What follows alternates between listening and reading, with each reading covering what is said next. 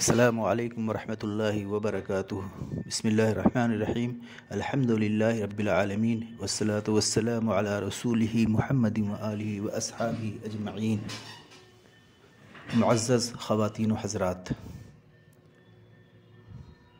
آج میں جس موضوع پہ گفتگو کرنے جا رہا ہوں وہ یہ ہے کہ الحب للہ والبغض للہ، یعنی اللہ تعالیٰ کے لیے محبت اور اللہ تعالیٰ کے لیے دشمنی۔ اللہ تعالیٰ نے قرآن مجید میں ارشاد فرمایا ہے، سورہ توبہ آیت نمبر 24، قل ان کان آباؤکم وابناؤکم واخوانکم وازواجکم وعشیرتکم واموال اقترفتموها وتجارة تخشون كسادها ومساكن ترضونها أحب إليكم من الله ورسوله وجهاد في سبيله فتربصوا حتى يأتي الله بأمره والله لا يهدي القوم الفاسقين۔ اللہ تعالیٰ نبی کریم صلی اللہ علیہ وسلم کو مخاطب کرتے ہوئے کہہ رہا ہے کہ اے نبی، آپ کہہ دیجئے امت مسلمہ سے کہ اگر تمہارے باپ دادا، آباؤکم تمہارے باپ دادا، تمہارے بیٹے بیٹیاں، تمہارے بھائی بہن، تمہارے بیوی یا شوہر، اور تمہارے قبیلے، تمہارے خاندان، اور تمہارے وہ مال جن کو تم نے محنت سے کمایا ہے، کما کے رکھا ہے، اور تمہاری تجارت جس میں گھاٹا ہونے سے تم ڈرتے ہو کہ کہیں گھاٹا نہ اس میں لگ جائے، اور یہ عالیشان گھر جس میں رہ کر کے تم خوشی محسوس کرتے ہو، یہ تمام چیزیں جو انسان دنیا میں خواہش رکھتا ہے، جس کی ضرورت پڑتی ہے اور جس کو سمیٹ کر رکھنے کی بھی خواہش ہوتی ہے، یہ تمام چیزیں اگر تمہارے نزدیک زیادہ محبوب ہیں، زیادہ پسندیدہ ہیں کس سے؟ اللہ سے، اس کے رسول سے، اور اس کے راستے میں محنت اور مشقت کرنے سے، وہ جہاد فی سبیلی،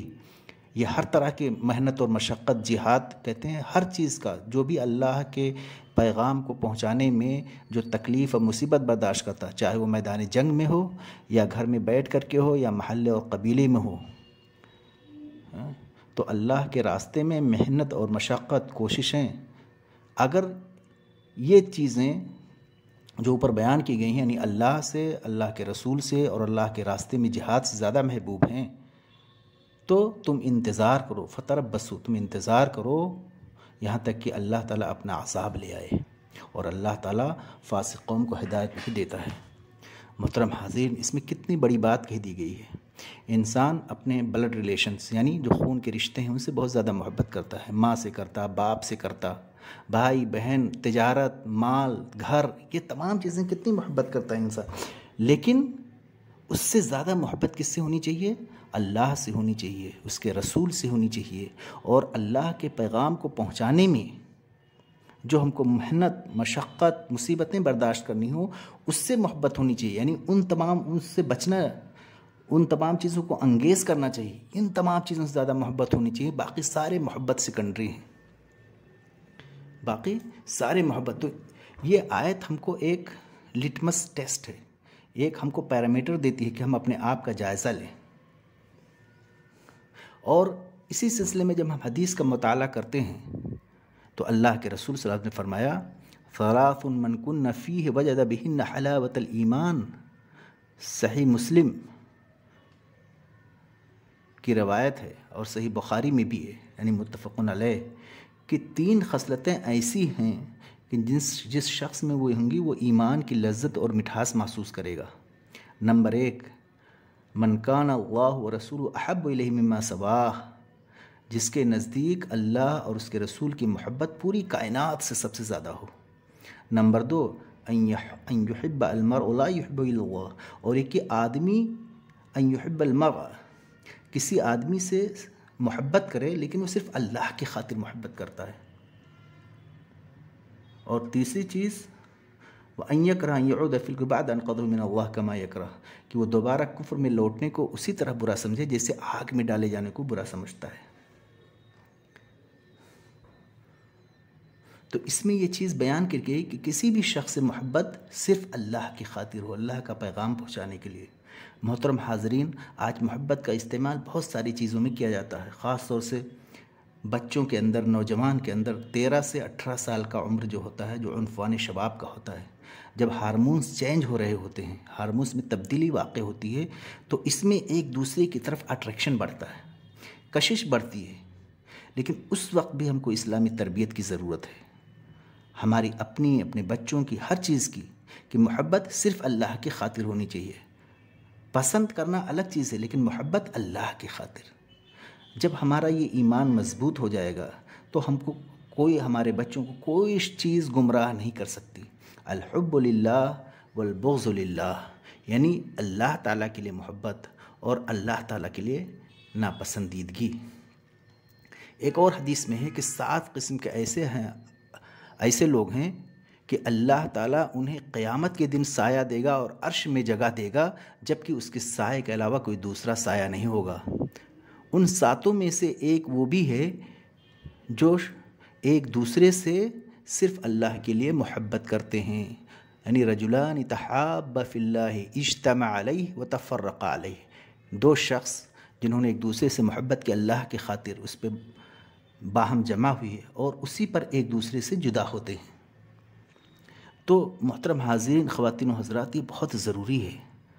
ہمارے بچوں کی تربیت، خود ہماری تربیت، کہ ہماری سارا مطمع نظر اللہ کی رضا ہونی چاہیے، اللہ کی خوشنودی۔ اس لیے کہ جس کو اللہ کی رضا مل گئی، اللہ کی خوشنودی مل گئی، اس کو دنیا کی سب سے بڑی دولت مل گئی۔ ہمارے ہر عمل کا بنیادی مقصد، ہمارے تمام راستوں کا ایک ہی ہدف، ایک ہی منزل ہونی چاہیے کہ ہم اللہ کی رضا کیسے حاصل کریں، اللہ کی خوشنودی کیسے حاصل کریں۔ اپنے دل میں صرف اللہ کی محبت کر رکھیں۔ ماں باپ، خاندان، قبیلے، یہ سب سیکنڈری حیثیت ہے۔ اللہ کے رسول صلی اللہ علیہ وسلم نے ایک اور حدیث میں فرمایا، لا یؤمن احدکم حتی اکون احب الیہ من والدہ وولدہ والناس اجمعین، کہ تم میں سے ہر شخص کبھی مومن نہیں ہو سکتا، کوئی بھی شخص ہرگز مومن نہیں ہو سکتا جب تک کہ میں، یعنی اللہ کے رسول صلی اللہ علیہ وسلم، اس کے نزدیک محبوب بن جائیں۔ کس سے؟ اس کے والد سے، اس کے ماں باپ سے، اس کے بچوں سے اور تمام لوگوں سے۔ تو ہمیں اللہ کی محبت دل میں پالنی چاہیے، اللہ کے رسول کی محبت، اور جب اللہ کی محبت جاگزی ہو جائے گی، ہمارا اللہ پر مکمل بھروسہ ہو جائے گا، تو کوئی چیز ہم کو ڈسٹریکٹ نہیں کر سکتی، کوئی چیز اگر کسی شخص سے ہماری رجحان بھی ہے تو صرف اللہ کی خاطر، اللہ کی خاطر ایک دوسرے کی محبت پالنی چاہیے۔ اور اللہ کی محبت سب سے بڑی، اس لیے کہ ہر چیز ضائع ہونے والی، ہمارے جتنے رشتہ دار ہیں، شوہر، بیوی، بھائی، بہن، ماں باپ، سب ایک دوسرے سے جدا ہونے والے ہمیشہ، لیکن اللہ کی ذات آپ کے ساتھ ہمیشہ رہے گی۔ تو کیوں نہیں اس ذات سے، اس ہستی سے ہم محبت کریں جو ہمیشہ رہنے والی، ہمیشہ رہے گی۔ اور یہ ایک نفسیاتی مسئلہ بھی ہے کہ جب ہم اللہ تعالیٰ کی محبت کو ہر چیز سے اوپر بنا لیتے ہیں، تو دنیاوی نقصان کتنا بھی بڑا ہو، وہ ہمیں کوئی بہت زیادہ تکلیف نہیں دیتا۔ اگر ہم نے دنیا کی محبت کو پال لیا، ماں باپ کی محبت، بچوں کی، شوہر کی، بیوی کی، تو ایک دن آئے گا کہ وہ جدا ہو جائیں گے، تو ہمارا پورا سسٹم ڈسٹرب ہو جاتا ہے، ہمارے وجود ڈسٹرب ہو جاتا ہے، ہم ڈسٹرب ہو جاتے ہیں۔ اسی طرح سے اگر ہم کسی اور کی محبت پال لیتے ہیں، کوئی ہم کو پسند ہے، ہمارا نکاح، ہماری شادی اگر وہ نہیں مل پاتا تو ہماری زندگی ڈسٹرب ہو جاتی ہے۔ کیوں ایسا ہوتا ہے؟ اس لیے کہ ہم اس کو اپنی جگہ دے دیتے ہیں، ہر کس نہیں۔ اللہ کے علاوہ کسی کو دل میں جگہ مت دیجیے، اللہ تعالیٰ اور اس کے رسول کے علاوہ کسی کو دل میں جگہ مت دیجیے، اور یہی آپ کی سب سے بڑی کامیابی ہے، ہماری سب سے بڑی کامیابی ہے۔ اور جب اس پر ہم کھرے اتریں گے تو ہم زندگی میں کبھی پریشان نہیں گے۔ اس لیے کہ ہمیشہ اس بات کو یقین رکھیے کہ جتنے ہمارے اطراف کے لوگ ہیں، جو وہ سب ایک دن ہم کو چھوڑ دیں گے، ایک دن جدا ہونے والے ہیں، کتنا بھی قریبی کی نہ ہو، کتنا بھی پاس میں کیوں نہ ہو۔ تو ہماری وہ ساری محبتیں، چاہے وہ خونی رشتے ہوں یا نسبی رشتے ہوں یا سحری رشتے ہوں، وہ سب ٹیمپرری ہونی چاہیے، وہ سب سیکنڈری ہونی چاہیے، اور سب سے اوپر اللہ کی محبت اور رسول کی محبت۔ جب اللہ کی محبت رہے گی، اس لیے کہ ہمیشہ کی زندگی تو وہی ہے نا، یہ دنیاوی زندگی ٹیمپرری ہے، یہی ہم کو لوگوں کو بتانا چاہیے، اپنے اطراف کے لوگوں کو، ہمارے آس پاس جو ہے، کہ یہ دنیا ایک عارضی زندگی ہے، اصل اور ہمیشہ کی زندگی تو آخرت ہے۔ اللہ تعالیٰ ہمیں اس میں کامیاب کرے۔ ساری محبت ہمارے اللہ کے لیے، اللہ کے رسول کے لیے، دین اسلام کی سربلندی کے لیے، اپنے عمل کو اچھا کرنے کے لیے اور اپنے عمل سے دوسروں کو متاثر کرنے کے لیے۔ اللہ تعالیٰ سے دعا ہے کہ ہمارے دلوں میں اللہ اور اس کے رسول کی حقیقی محبت جاگزین کر دے، حقیقی محبت، تمام محبت اس کے آگے سیکنڈری ہو جائے، ثانی ہو جائے۔ اللہ تعالیٰ ہمیں ہمیشہ کی زندگی جو رہنے والی اخروی زندگی، اس میں کامیاب کرے، اور اللہ تعالیٰ ہم سے خوش ہو جائے، رضا، اللہ کی رضا ہم کو حاصل ہو جائے۔ وآخر دعوانا ان الحمد للہ رب العالمین۔ میں ڈاکٹر اشفاق احمد